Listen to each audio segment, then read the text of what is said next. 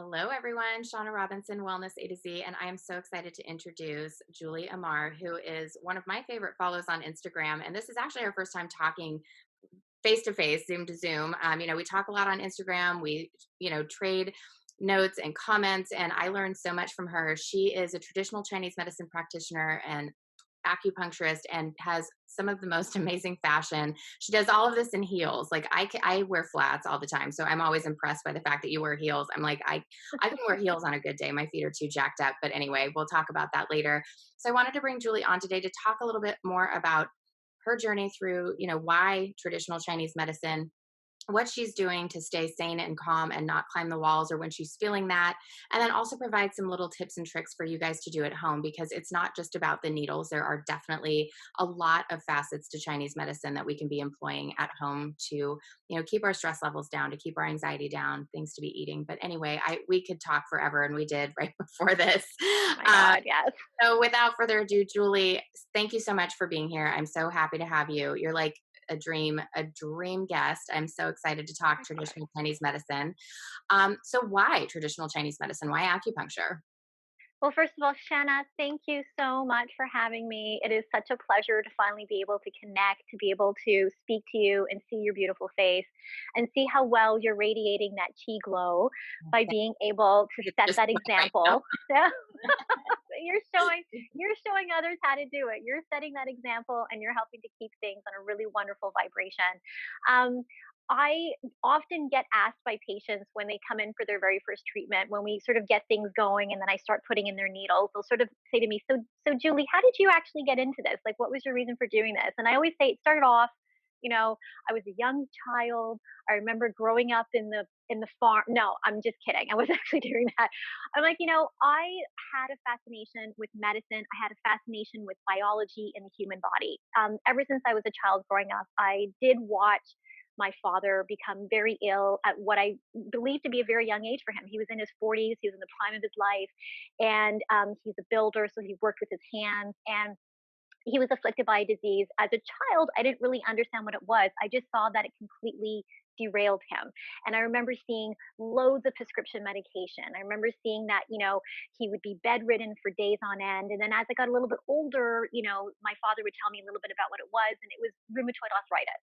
And I grew up watching him become, somewhat disfigured, like his hands would be disfigured, his feet, his elbows. And it was really hard to be able to watch that. And over the years, my father actually went to an acupuncturist.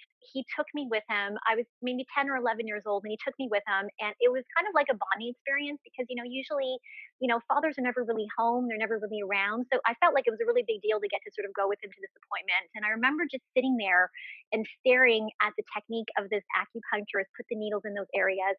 And I remember my dad's attitude and energy afterwards. He would always look like he had like this new lease on life, right? Like he could feel more mobility, his joints would open, he would be able to go back and start drawing up plans for something he'd want to build. Like it was just a really positive, reassuring experience. So that sort of stayed with me.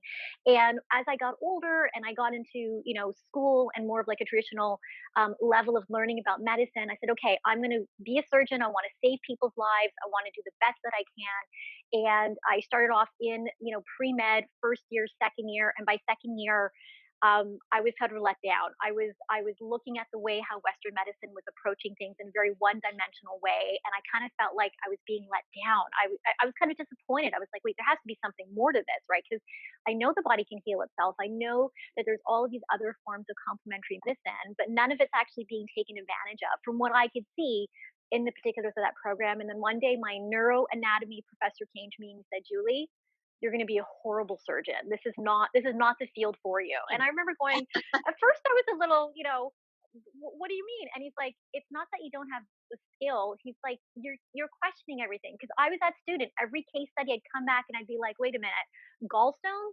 Why do we have to take out the gallbladder? Can't we just keep the gallbladder, but like work on the diet and work on the stress? And I'd always sort of be looking at it from outside in. And because of it, he really encouraged me. He's like, you know what? He's like, don't spend more time doing this. He's like, get into complementary medicine. And I went, well, the only complementary medicine I want to do is Chinese medicine. And he's like, well, you're going to have to go to China for it because, in the late 90s, we didn't really have like this plethora of, regulated schools to be able to provide this. And I was getting closer to it. And then the more research I did, it's almost like from the heavens, the University of Tianjin and Nanjing brought a Chinese medical program to a school here in Toronto. And I felt so honored and privileged to be part of that program. It wasn't an easy process getting in. And I'm glad it wasn't because it really made me sort of understand that if I was going to be part of this, it's to help to translate and to sort of pioneer the understanding of Chinese medicine and acupuncture to, Western health, Western society, and hopefully creating a dialogue with other doctors and scientists.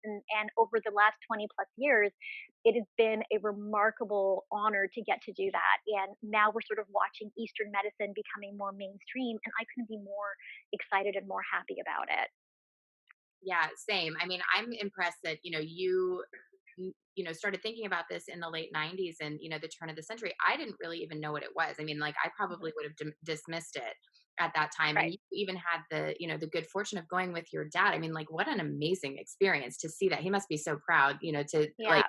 of what you're doing now and that you're healing. And I love that. And so, you go through Chinese doctor school, as I say. It Hmm. was, I know it's a very, very rigorous program. I did It not go was. through it. I know quite a few acupuncturists, and I mean, it's definitely been something I've looked at myself just because of my Hmm. own proclivity towards TCM. But like, so you get out of school, and so, you're treating, do you have a specialty? Did you have that specialty right away? What is it that I know that, it's not just, a one sort of type of person that you treat, but like, do you have Right. sort of like niche that you Yeah. yes.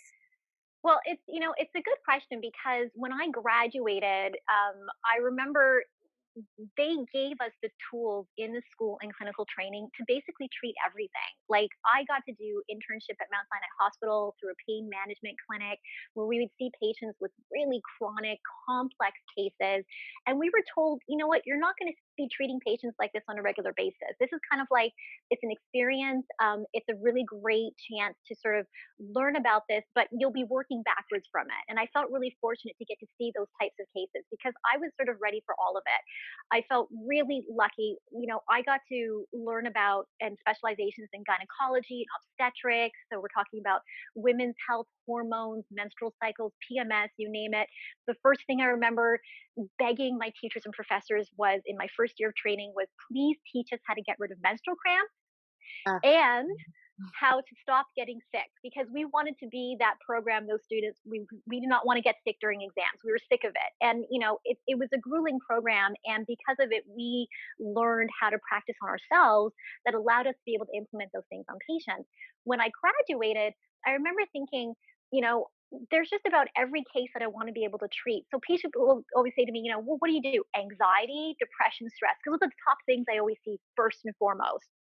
And then once we sort of get through that and we start developing a conversation, we're going through the diagnostics, then we start seeing patterns that are lifting with regards to digestive imbalances and, issues with sleep and circadian rhythms and, problems with coping mechanisms and, just being able to sort of handle the grind of daily life. Like a lot of times people aren't really given sort of like a manual about how to handle maintaining some sort of a routine and some level of health and wellness on a daily basis. Most of the time people are like, well, once the crisis, then I'll take care of it. That's when they raise the alarms and they've already sort of gone a little bit too far. So I think my approach was wanting to just educate and promote the idea that you can maintain wellness on a regular basis by practicing things day to day and making that part of the routine as opposed to having to wait for some sort of a crisis and then letting, a Western doctor sort of working down from there. And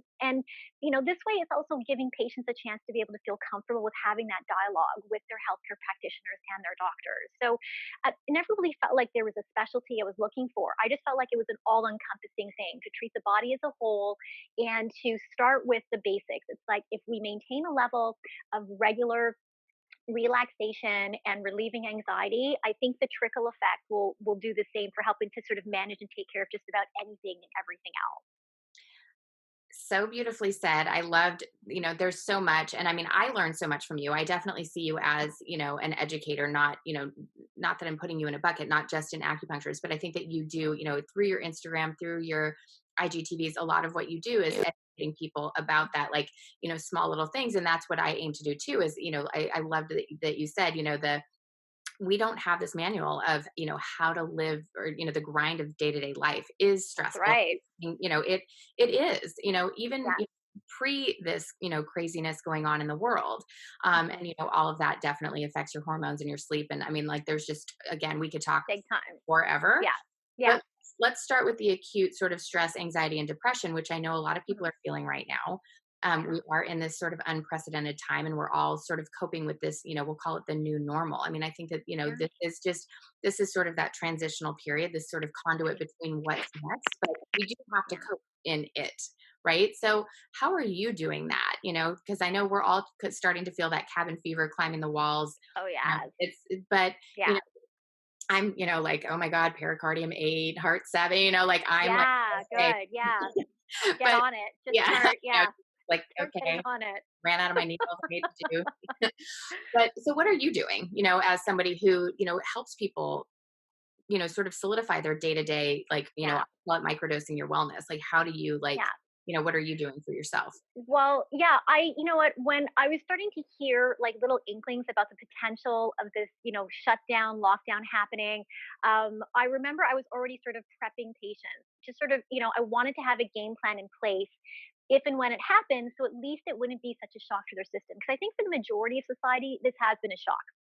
People are used to the conveniences of them being able to do things that's associated with their regular routine. And when they are out of that routine, they see that as being a big inconvenience as opposed to seeing it as a gift, as a bonus, as an opportunity to retrain their bodies, their minds, their spirits to be able to coordinate a better plan approach for how they're going to not only get through this, but how they want to be when they get on the other side of it. Because what I come across is just like you said, people don't really have a manual about how to be able to manage, general stress day to day. People don't realize, what, you're good with a little bit of stress, but prolonged stress is not okay. And your chi does not like it. We know anything that's associated with changes and adjustments with your internal environment and your external environment will cause your chi, your energy levels to become imbalanced, blocked, backed up. So I said to patients, okay, my goal is to be able to give you a challenge. What I need you to do is spend every day, make this part of your routine. I don't care if you have to put a reminder on your phone, but 20 minutes a day for movement, any kind of exercise, any kind of movement, followed by 10 minutes of meditation.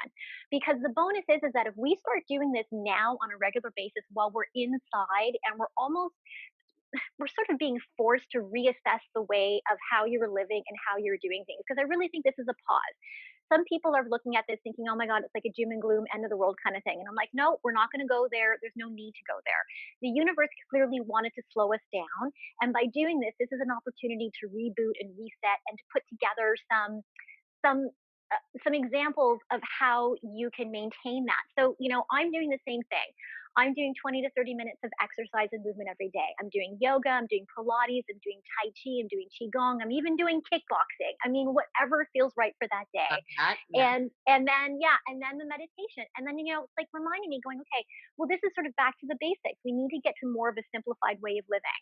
And by doing that, when we get back into again what's considered the new norm, we'll have some structure to this routine because patients always come in and they ask me, they're like, what can I do to help to better manage my life? And I'm like, well, what are you doing for yourself now? And very often they say, well, I don't know. And I'm like, so let me get this straight. So you work from 9 to 5, you're probably on a computer the entire time. You go home, you spend the next 8 hours on a computer, and then you're hoping to get a good night's sleep. Well, you haven't done anything to be able to actually balance out what the quality of your day is supposed to be, especially when it comes to your yin and your yang levels. Your yang levels are way high in the first half of the day. I always tell patients that's the best time to do your hardest work, your critical thinking, all of your logical problem solving. Do that in the first half of the day when the sun is up.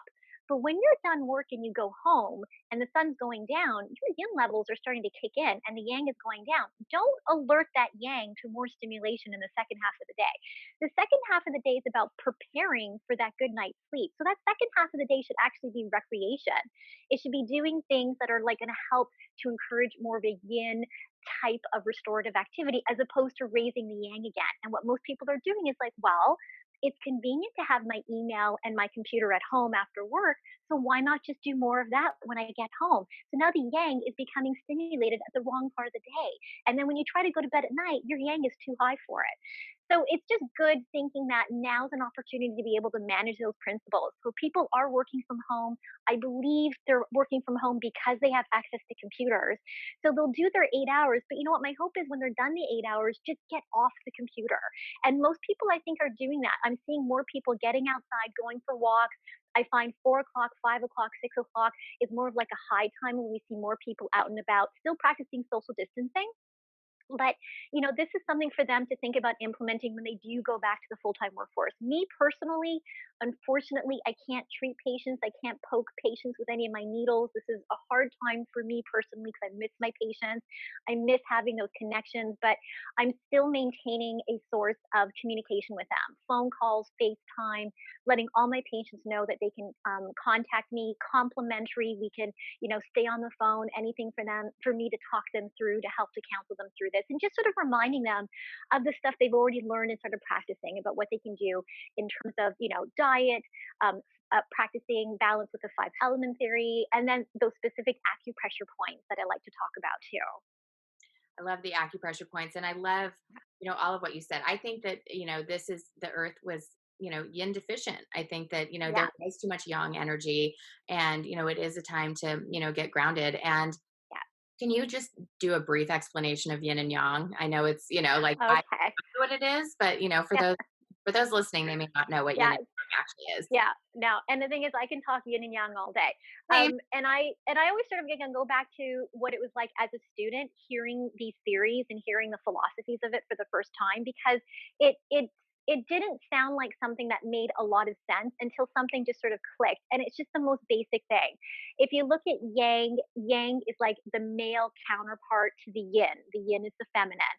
So the two of them are sort of opposing each other, but they rely on each other for balance, right? So we want to make sure that you're maintaining that and you're allowing each one of those states to do what it's supposed to do, either at a particular time of day, at a particular time in your life, a particular time of year. Same thing can be seasonal. We see yin and yang energy going through different levels of balance restructuring depending on what's happening with the environment and the weather outside. So yang is the warmth, it's the sun, it's the movement, it's the continuation of things that to flow. And the yin is sort of the opposite of that. The yin is the rest, it's the reflection, it's the nourishment, it's the cultivation. And yang needs that, right? Because yang can be really loud and can be really destructive if it gets out of hand. If the yin's not there to help to sort of quiet it down and to be able to give it some of that sense of semblance and calm. And seasons are a perfect example. In the winter months of the year, yang, because it's the warmth and the heat, that goes into hibernation. So it becomes very internalized. The body is actually conserving and it needs to retain the yang energy for storage because the weather's so cold outside, this is when the yin really has a chance to come out and maintain some source of strength and longevity to really help to maintain the fluids in the body, to prevent things like dryness, to nourish your eyes, and to also work on being able to tell the yang, okay, you're allowed to have a rest right now. And then when we look at the other, polar opposite of the seasons like the summer, it's the opposite. The yang energy can come busting out. That's the time to, do all of your outdoor activities, lots of exercise, lots of movement, because the yang is really thriving. The yang is there sort of perpetuating that.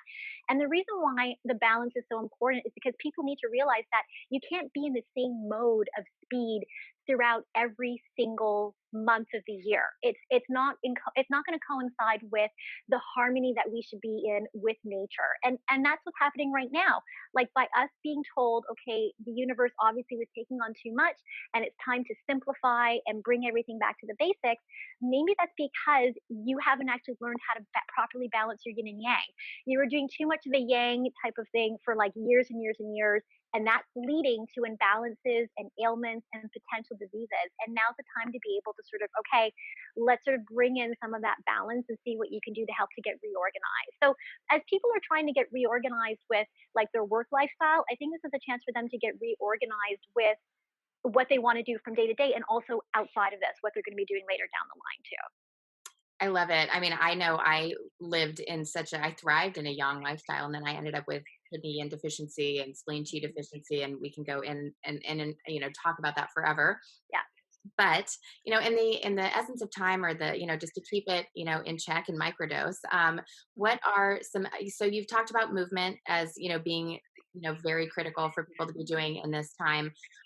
What are a yeah, couple other things that you would recommend for people to do while we're right. nurturing our yin essence? Right. So, a couple basic things, and I can't stress this enough: getting to bed at a normal hour every night, same time. Make it a habit to go to bed and wake up at the same time. Uh, we all know in the Chinese medicine circle, if you stay up past midnight, your liver energy, your liver qi will go into overstimulation. And that's an issue because then the yang will think it's being reawakened the second half of the day, going, hey, party time. It's not going to want to help you to sleep. It's going to actually want to keep activating. And it's creating an overexhaustive effect. So when you wake up in the morning, you've got bloodshot eyes, you've got a headache, you're more prone to immune deficiencies, you're more prone to nervous system responses because that liver yang was having a party at your expense. So, everyone please get to bed before midnight. I say, 10:30 is like a great sort of, standard. In the summer months, you can stay up a little bit later, but still ideally you need to be bed before midnight. And make it a point to, again, wake up same time every morning and start off your morning with the routine. Like, again, people are working from home. I don't want them to be pulling themselves out of bed and then sitting right on a computer. I want you to wake up in the morning. I want you to spend 10 minutes in bed practicing some form of mindfulness, practicing some form of positivity, thinking about positive energy, thinking about gratitude, thinking about becoming a little bit more grounded before you get out of bed and you start the day. Maybe take another half an hour and do your movement then. Have that type of movement there with you to sort of get the day going. The yang is already high enough, it's preparing you for that. And then sort of start your day. And the great thing about working from home is you can sort of make your own rules as you go along. So you can take more breaks. You can have, breaks for stretching, breaks for meditation, and certainly breaks for eating really good quality food. Eating and diet and keeping up with your hydration is also really important. We know how much our spleen energy relies on getting the proper amount of nutrients. We do not want you loading up on iced drinks, even though it might be getting a little warmer outside. I Yeah. know this is the big thing in Chinese medicine. SOS, save our spleens. Do not have ice cold drinks. Please don't have an excessive amount of raw vegetables, juicing. It's too cold, too raw, too heavy. You're actually exhausting the energy of your spleen and your digestive system. And you want to be able to actually have that energy retained for other areas of your body that's considered a hierarchy of importance. So don't overexhaust your spleen energy. Eat foods that are cooked, soups, stews, chilies. Again, you're at home. You can throw stuff in a crock pot. I'm not a cook. My husband does all the cooking, but I'm usually sort of guiding him by saying, okay, we'll eat this, but we won't eat that kind of thing. And the last thing I want to leave you with are some acupressure points, for relaxation, for calm. Two of my favorites. The first one is the one here, Shauna, I know you know this, just below the chin, in the middle between the lip and the chin. It's called Ren 24. And the reason why I love this point is you can take your knuckle and you can just kind of sort of nudge it in there. And while you're doing it, let's say you're on a call, you have another conference call, the fifth one of the day, you can actually sit there and look intellectual and look really clever, but they don't really know that you're doing this because you're climbing the walls. And this is a really great anti-anxiety point. It's really sedative, it's calming, it's nourishing. It really helps to sort of bring you back down to a grounded and centered state. I've actually encouraged patients, if you feel even the smallest amount of an anxiety or panic attack coming on, this is kind of the button to help to be able to reduce that and to bring you sort of back into that calm. Really good if you're also, during the holidays, you've got big family dinners. We will have that later this year. Again, a lot of stimulation, a lot of energy going on. You just feel like you're being a little overwhelmed. This is a really great point to sort of sit with and just sort of allow yourself to have that. And the other one is yin tong. Again, my favorite one. I'm not trying to be profane by using my middle finger. Cool. People Look know over me. here. They know my So pretty yeah. salacious. So So I'll try to show it here. So it's right in the midpoint between your eyebrows. Yeah. So right in between here, yin tong. It's one of my favorite acupuncture points. It's probably the first acupuncture point I use on just about every patient when we started treatment. I call it sort of the natural Prozac point. It sort of brings your system back to a state of Zen. It helps to calm your mind. It helps to relax the muscles in your forehead from that constant overthinking and reading and stimulus of you looking at a computer. It prevents headaches. It clears the sinuses, but it just also brings you back into that third eye by being able to maintain some level of getting you back into a state of a parasympathetic response. That's the rest and restorative response we want the body to be in. We don't want to always be in the fight or flight, which is a sympathetic response. That's all yang. So by doing this, it brings you back to more of a yin, calm, and settled state. And if you want to know what I'm doing at home, I'm walking around with acupuncture needles in my face all day long. I'll be doing the same soon as I get my Yes, new shipment. Well, thank you so much. And if yes. you want to, find you on Instagram or find you on the good old fashioned internet, where can they find you? Okay, so internet and social media is actually kind of new to me because I've had a BlackBerry up until last week. So Love you. She knows best. That is my Instagram handle, and my website as well, www.cheknowsbest.com. I have all of my blogs up and running. That's continuing based on what's happening in, change of season, change of weather, variations of what's going on, what's on people's minds, next best thing. Everyone talk to Shanna because she's the bee's knees. Thank you. I feel like I get a seal of approval on some sort of, Oh yeah, my just, God, big yeah. time, big Well, thank time. you so much, Julie. I mean, like, this could be like, 7 hours long. It could be like the next Ben Yeah, Hur, but nobody wants to watch that. So thank you so much thank for your you. time and your knowledge and your energy. It's infectious. And everybody follow her. She's amazing. And we'll see you next time. Thank you so much. Bye Okay, bye. bye, guys.